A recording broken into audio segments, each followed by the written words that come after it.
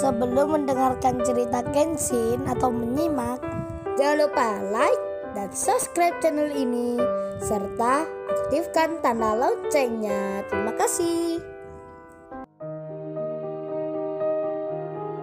Kisah pemuda kaya, anak bos besar, pemilik 73 perusahaan, yang menjadi cleaning service. Episode 727. Kenshin yang ditampar Julia.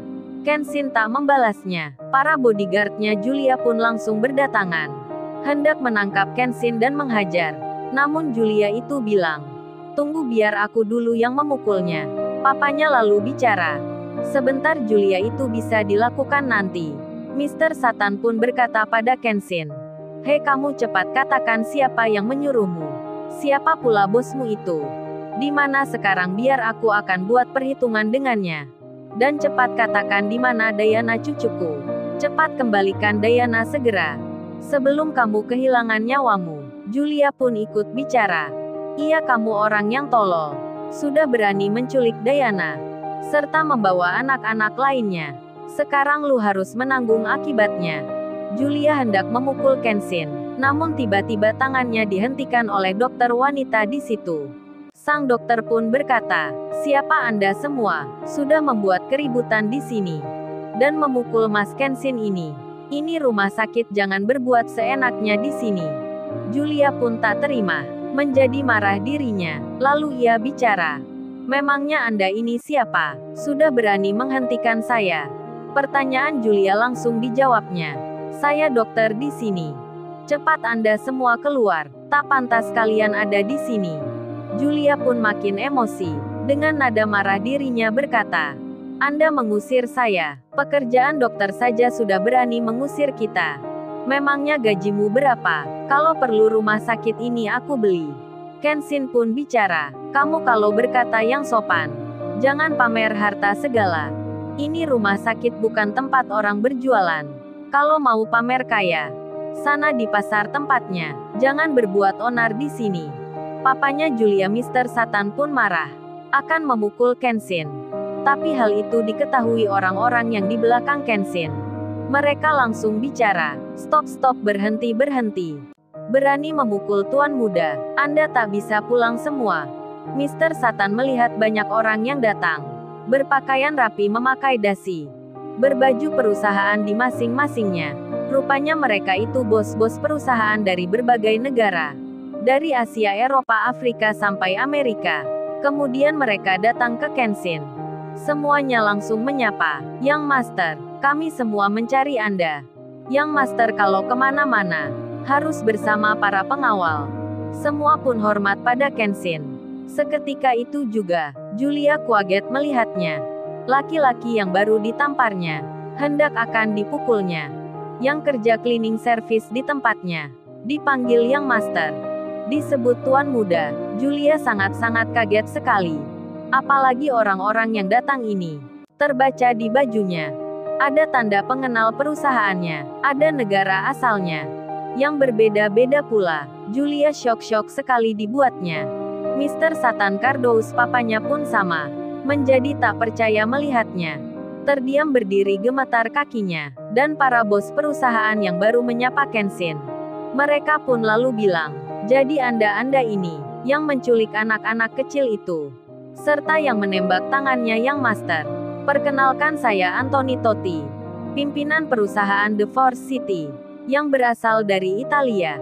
Dan perkenalkan saya juga, Mark Webber Jensen, yang memimpin The England Corporation dari Inggris. Dan beliau yang di kanan ini, Mr. Glossio de Darel, yang jadi pimpinan perusahaan The Speed Aerodynamic dari Prancis. Dan ini Mr. Yamaha Koichiro, Mr. Honda Soshiro, mereka dari negeri Sakura, bos otomotif Asia, serta masih banyak lagi yang lainnya. Kami yang berasal dari berbagai negara, ke sini untuk melihat Yang Master kami, serta akan menuntut Anda semua. Jangan harap bisa meninggalkan tempat ini. Setelah apa yang kalian lakukan, berbuat tak baik dengan Tuan Muda, bahkan memakai kekerasan, akan berhadapan dengan kita semua." Julia pun semakin syok sekali mendengarnya. Baru saja Kenshin dibuat bercandaan, dikatakan pantas masuk ke tempat sampah. Ternyata di luar dugaannya. Tak menunggu langit runtuh dan bumi menjadi hancur. Laki-laki yang dihinanya, direndahkan, diremehkannya, malah menjelma menjadi tuan muda, dihormati bos perusahaan dari berbagai negara. Bagaimana hal ini bisa terjadi? Julia bertanya-tanya. Seakan ingin pingsan dirinya, tak kuat melihat kenyataan yang sangat mengagetkan hatinya, membuat jantungnya berdetak begitu hebatnya. Kenshin yang ditembaknya, malah kini peluru itu menghujam ke jantungnya. Sakit-sakit sekali Julia merasakan. Kemudian Dokter Ergerika datang. Beliau langsung bilang, "Oh ya Mas Kenshin, anak-anak mencari Anda. Mereka ingin bermain bersama Anda. Dan dari CCTV kita baru melihatnya. Nona ini keluarganya Diana. Jangan khawatir, Diana baik-baik saja.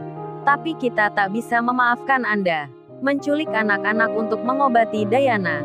Beruntung ada Mas Kenshin yang membawa anak-anak itu ke sini. Beruntung pula Diana yang turut pula diselamatkan Mas Kenshin ini.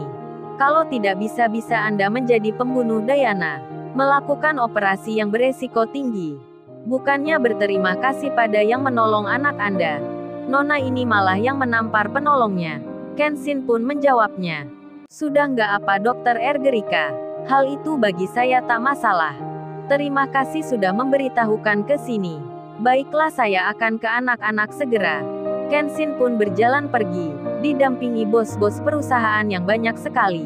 Para bodyguardnya Julia dan Mr. Satan itu, serta jenderal polisi yang ada di situ, tak berani menghentikan Kenshin, karena sudah tahu sendiri resiko yang akan dihadapi. Terlebih pemuda itu dihormati orang-orang yang sangat penting. Julia pun terdiam dalam 1000 bahasa. Matanya kosong, pikirannya linglung.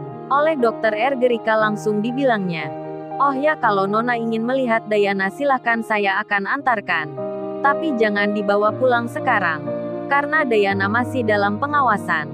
Sekali kambuh sakitnya Diana akan terancam nyawanya. Jadi Diana harus di sini sampai 3 hari ke depan.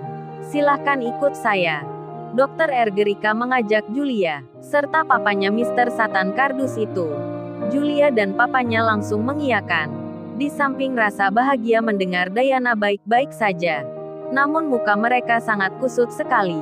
Tak seperti sebelumnya yang garang, yang begitu sombongnya, karena baru mengetahui tentang siapa Kenshin. Hingga sampailah mereka di ruangan, di mana ada Kenshin di situ. Julia dan papanya melihat dari jendela kaca. Langsung kaget-kaget dibuatnya ketika melihat Diana bermain bersama dengan anak-anak yang mereka culik kemarin. Julia menangis sejadi-jadinya, begitu pula dengan papanya, yang melihat cucunya Diana nampak riang gembira, tertawa berlari bersama anak-anak yang di situ. Kemudian terlihat Diana ingin digendong Kenshin. Kenshin pun menggendongnya. Melihat hal itu Julia perasaannya tak karuan. Pria yang berencana akan dipukul dengan tongkat bisbolnya, akan dipatahkan tangannya, malah disayangi Diana. Dia yang menyelamatkan Diana. Perasaan Julia hancur jadinya. Di samping mengetahui Kenshin lebih kaya darinya, dihormati bos-bos berbeda negara, pria itu juga menyayangi Diana.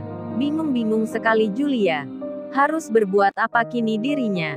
Dia yang dipanggil Tuan Putri, kini dikalahkan seorang pria yang dihinanya, yang ternyata tuan muda, yang lebih jauh di atasnya. Julia pun kini berkecamuk pikirannya.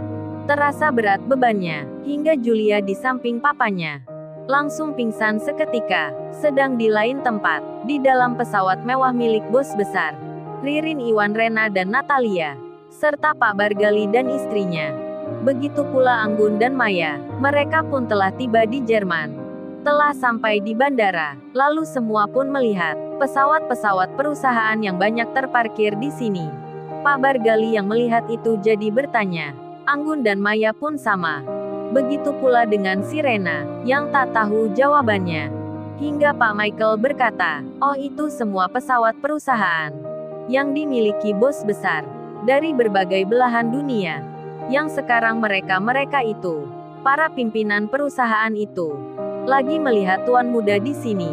Hingga dalam sekejap saja, Rena, Niken, Natalia, Maya dan Anggun Pak Bargali dan istrinya serta Karina putrinya dibuat kaget semua akan rahasia perusahaan milik ayahnya Kenshin yang begitu besarnya. Sampai-sampai Karina adiknya Natalia berbisik di hatinya, berkata sendiri dirinya, kok papa nggak menjodohkan Karina lagi ya dengan pemuda itu. Lalu, bagaimana kisah selanjutnya? Subscribe channel ini untuk episode berikutnya. Terima kasih. Jangan lupa subscribe ya guys, dan tekan notifikasinya. Jangan lupa ya guys, untuk kelanjutan ceritanya ada